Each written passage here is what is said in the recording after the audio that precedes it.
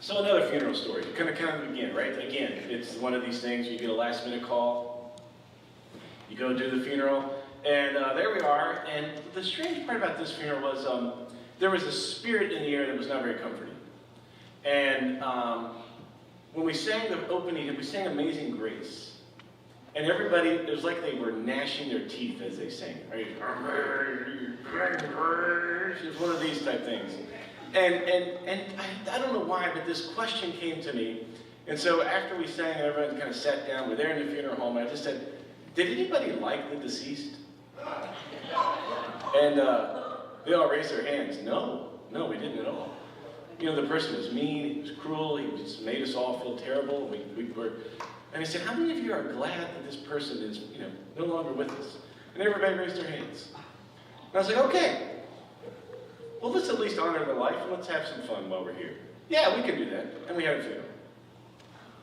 Sometimes you gotta play. I mean, sometimes life doesn't hit you with everything. It's like it's just gonna be easy. Sometimes you have to have this impromptu sense of play. If not, you're just gonna grumble and gnash your teeth, and it's gonna be a terrible existence. In the Bible, we have what are called chaos monsters. Leviathan and the Behemoth. Leviathan is the chaos monster of the deep. It roams the waters. It causes all these mass casualties. It causes the storms. It rages. It causes fear. And there's the Behemoth, this large land monster that roams the earth, that causes chaos, that causes havoc, that kills things, that makes things worse. That right when everything's planted and you're about to harvest it, the Behemoth comes through and wipes it out. Now, these aren't real creatures. They're metaphors. They're like all good metaphors. They take a really complicated issue and make it accessible. You can look at the chaos monsters and say, well, that was years, that was centuries ago, thousands of years ago, that's how people thought. But we don't think about that now. Have you watched the news at all? Right? We are in the midst of chaos monsters. There's Leviathan, there's Behemoth, roaming the land. These are the backstories. And here the chaos monsters are part of policy. No longer will the Pentagon honor anything honoring Black History Month. The observance of Martin Luther King Jr. Sunday, or Martin Luther King Day, has now been taken away because it causes division.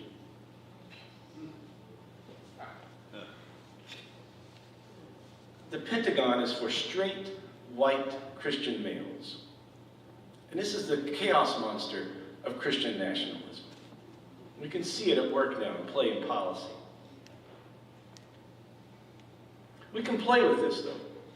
We can play with this. There's a phrase in the Old Testament we get from a Latin translation that all of us are created in the image of God. The Imago Dei. DEI. You can't take DEI out of the Bible.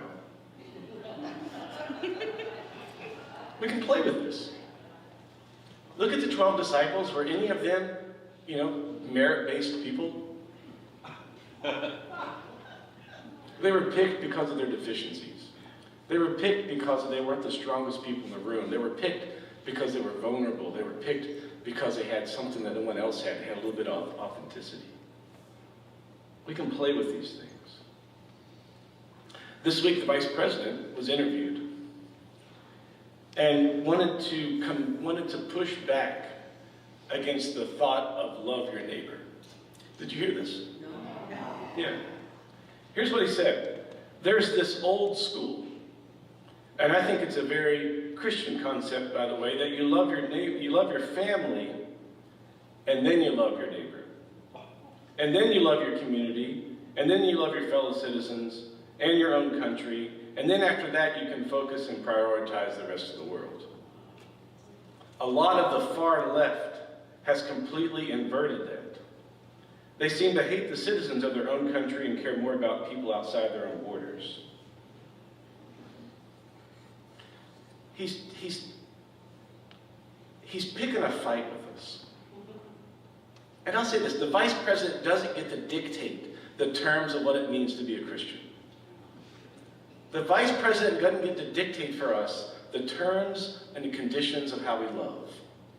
We can love whoever the hell we want to. And we can love those people however the hell we want to. Right? So we're going to have some fun with this. You know, I have tons of Bibles. It doesn't matter. Like the other week, I took 8 boxes of books to half-price books and sold them, right? Because you got to call your libraries because things will work out. About 4 boxes of them were Bibles. Right? Because people give me Bibles all the time, right? Somebody dies, hey, we don't know what to do with the Bible. We don't want to throw it away. Let's give it to the minister. Right? Happens all the time. As soon as I cleared out 8 boxes, more have already come in. So I'm going to send some Bibles. I'm going to outline every situation in the Bible where it says, love your neighbor. Paul says it.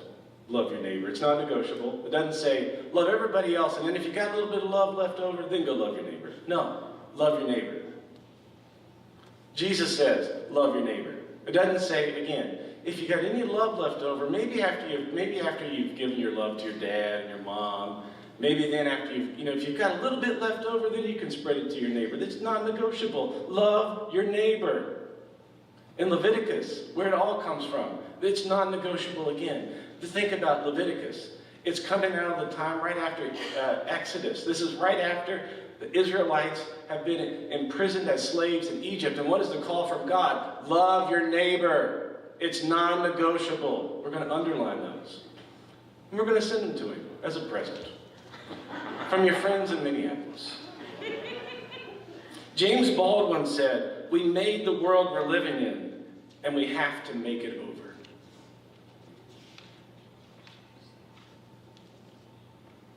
There's this thing called the Axle Age. Have you heard of this? You know, this time of the, before the Common Era, right? It's between 800 BCE and 200 BCE. Or BC, doesn't matter which way to go. This was a time, it seems like, most world religions were formed. It was this jump in human consciousness. It's when we get, Taoism, Confucianism. It's the teachings of the Buddha. We get Hinduism, and we get the Hebrew prophets. All come from the Axle Age. 800 and 200. It is also the time that we get, guess what? Come on, please, come on, give it to me. The book of Psalms? Book of Psalms. Come on, I'm giving it to you, right? The book of Psalms. It's when the book of Psalms came up. It's when the book of Psalms arrived. All of these things that were going this Axle Age, right? That there was this rise in human consciousness, that humans took a great leap forward in their formation of religion and the way they thought about the divine. That doesn't mean they're all teaching the same thing, but there was something in the earth going on, that there was this raise of human consciousness. And it's also where the Psalms come from.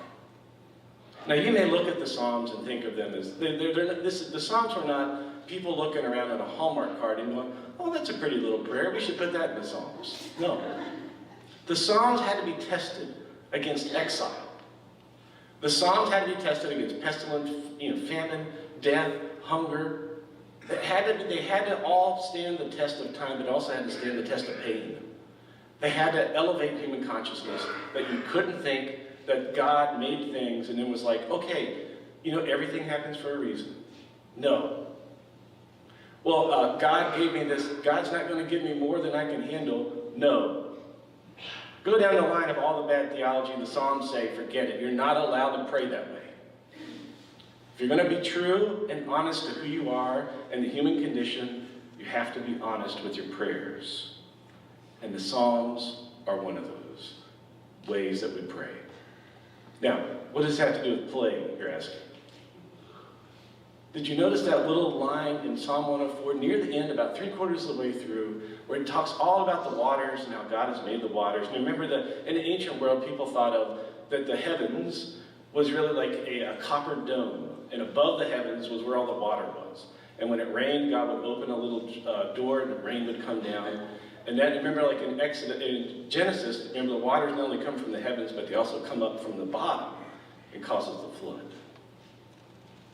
So there's this idea of the waters that are very, central to this. But then it says, you created Leviathan to sport in it.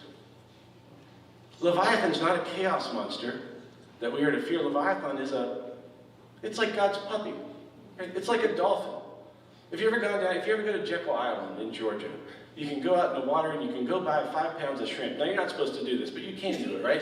And you can wait out in the water right about 5 o'clock, and you go out in the water on the top and you go with your hand, you cup it. You hold it to the shrimp, and dolphins come from all over the place.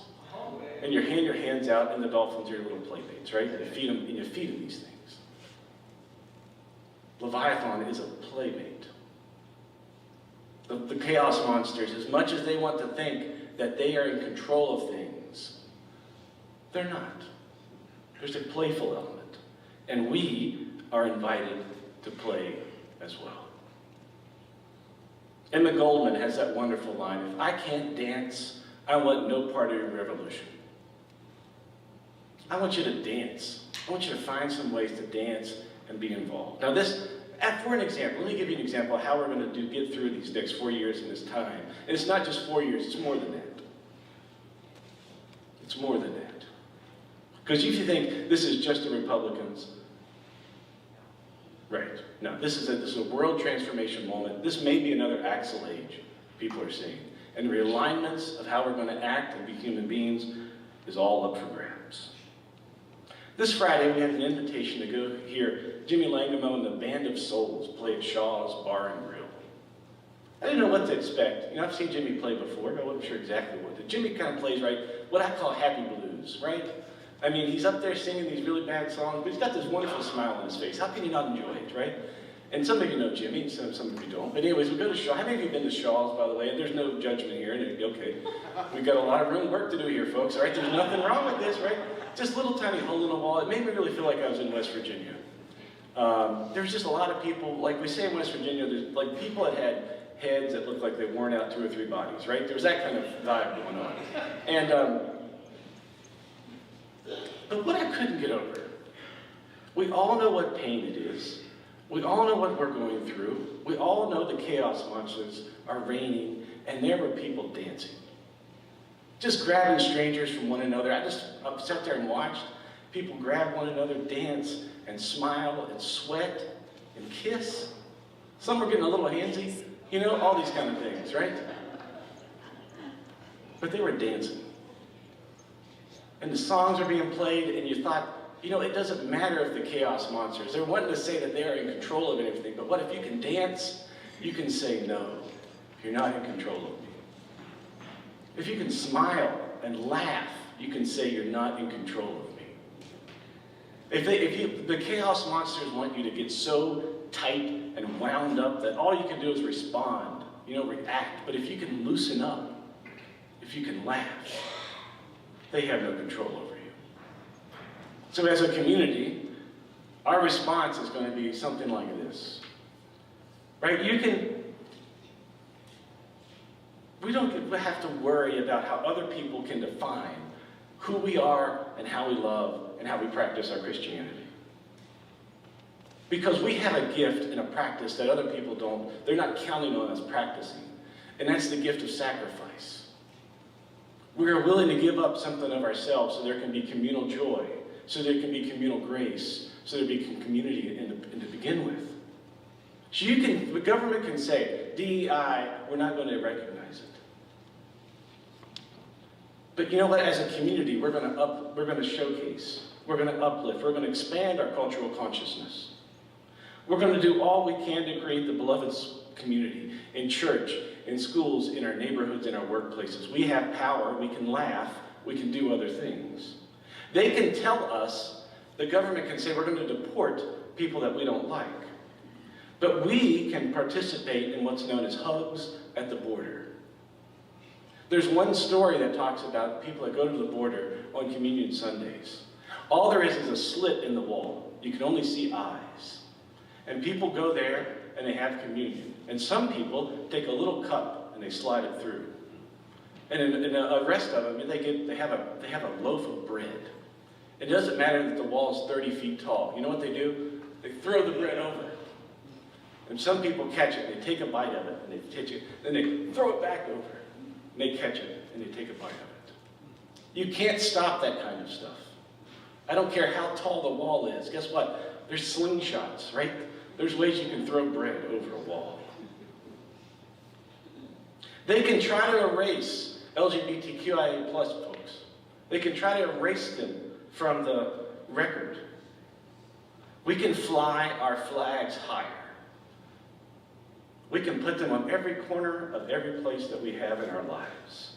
We can try to expand the welcoming and affirming movement to not just 180 congregations in the Baptist world. We can make it 360. We can show documentaries. We can just tell people, look, you can try to stop our love, but we're just going to keep on loving. Our little motto, or our little icon, is not going to be the Jesus doll, as much as I love that Jesus doll. It's not going to be Reverend Lovejoy, as much as I love Reverend Lovejoy. It's not going to be the Moses doll, and it's not even going to be the Martin Luther doll. Our little icon is going to be Stretch Armstrong. We're going to stretch these arms that we have and wrap ourselves around as many people as we can. And ain't no one going to tell us that we can't do that. James Baldwin said, we made the world we're living in, and we have to make it over. And we can laugh our way as we love this world into a new existence. And ain't nobody going to tell us how to do it. Amen? Amen. Amen.